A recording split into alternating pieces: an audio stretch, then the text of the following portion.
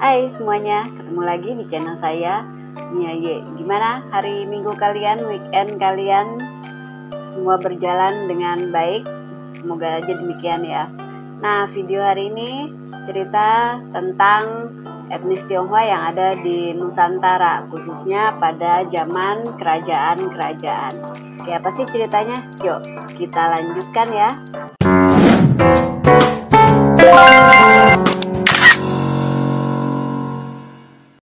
Video hari ini adalah cerita tentang Xu Banqi. Mungkin teman-teman sebagian yang nonton di video ini udah pernah dengar atau udah pernah baca tentang kisahnya. Nah, kali ini saya mau cerita tentang seorang perempuan Tionghoa yang bernama Xu Banqi ini yang hidup pada masa kerajaan-kerajaan di Nusantara. Cuman disclaimer dulu, cerita ini mungkin berdasarkan dari berbagai sumber yang saya baca juga ada berbagai versi, jadi ada sedikit cerita tentang Xu Banqi ini yang berbeda di versi A, di versi B, di versi C gitu ya. Tapi ya itu nggak masalah ya, yang namanya folklore ya memang seperti itu. Xu Banqi adalah seorang perempuan muslim yang berasal dari Tiongkok. Ia dan keluarganya diperkirakan datang ke Nusantara pada sekitar tahun 1416 Masehi dengan menumpangi kapal Laksamana Cheng Ho.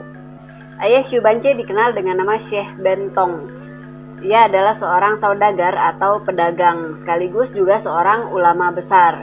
Jadi ayahnya dan juga kakeknya Xu Banqi yang bernama Syekh Kuro merupakan ulama yang berperan penting dalam penyebaran agama Islam di Pulau Jawa.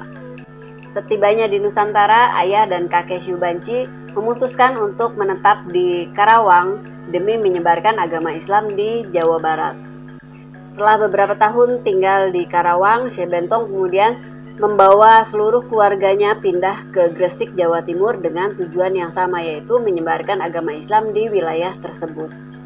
Nah, dalam versi cerita yang lain, ini disebutkan bahwa Xu Banqi ini ayah yang bernama Tan Go Huat kalau nggak salah ya, dan ibu Xu Tayo.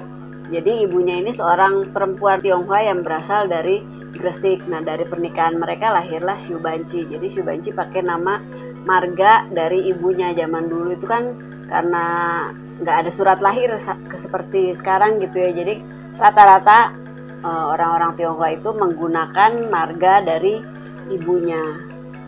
Ketika tinggal di Gresik, ayah Xu Banqi menjadi bagian dari gerakan dakwah Sunan Ampel dan menjalin hubungan dengan beberapa tokoh terkemuka yang ada di sana, termasuk juga Prabu Brawijaya kelima. Dan ia tertarik setelah melihat kecantikan Xu Banqi.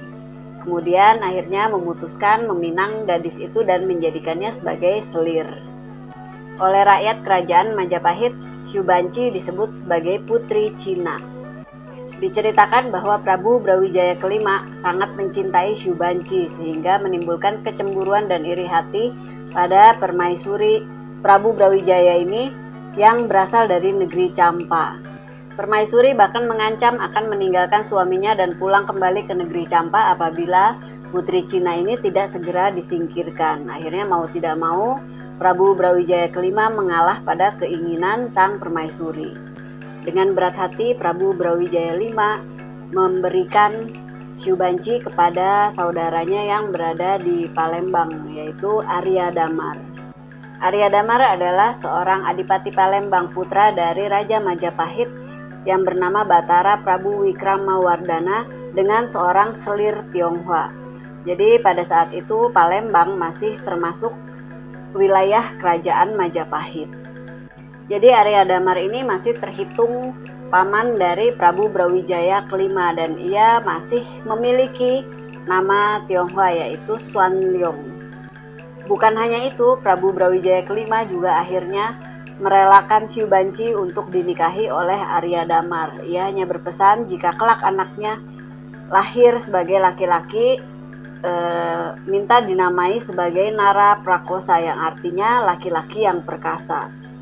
Namun setelah lahir, anak laki-laki tersebut malah dinamai sebagai Raden Hasan dengan nama Cina Jin Bun. Setelah dewasa, Raden Hasan melakukan perjalanan ke Tanah Jawa demi menemui ayah kandungnya. Saking senangnya bertemu dengan darah dagingnya sendiri, Prabu Brawijaya V kemudian mengangkat anaknya tersebut, Raden Hasan, menjadi Adipati Demak.